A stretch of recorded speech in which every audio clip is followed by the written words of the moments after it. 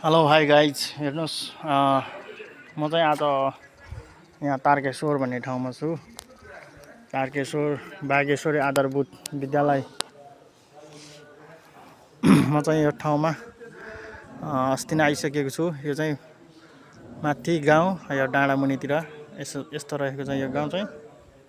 अनि भोलि चुनावको लागि हामीले सबै तयारीहरू गरिसकेका छौँ। हेर्न सक्नुहुन्छ यो चाहिँ चुनावको लागि यो चाहिँ रेडी गरिरहेको अवस्थामा छ। यता महिला पुरुष अपाङ्गहरू जाने बाटो हामीले रेडी गरेर राखिसकेको छ। यो स्कुल अगाडि यो कम्पाउन्डमा हामीले खामाहरू गाडेर रेडी गरिसकेको छ। र भोलिको मतदानको लागि त्यो गेटबाट चाहिँ यता इन्ट्री गरेर यताबाट आएपछि अनि यताबाट अगाडि प्रवेश गर्ने अवस्थामा छन्।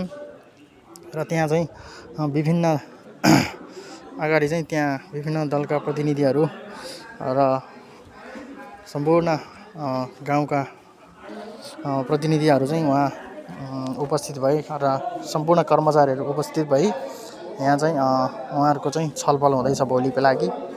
र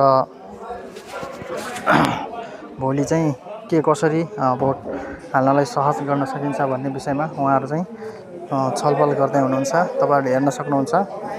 र तपाईँहरूले चाहिँ एकदम सहज तरिकाले भोट गर्न सक्नुहुन्छ। यहाँ चाहिँ मिटिङ अहिले चल्दैछ र यहाँबाट चाहिँ निस्किएर भोट हालिसकेपछि यताबाट निस्किने बाटो रहेको छ।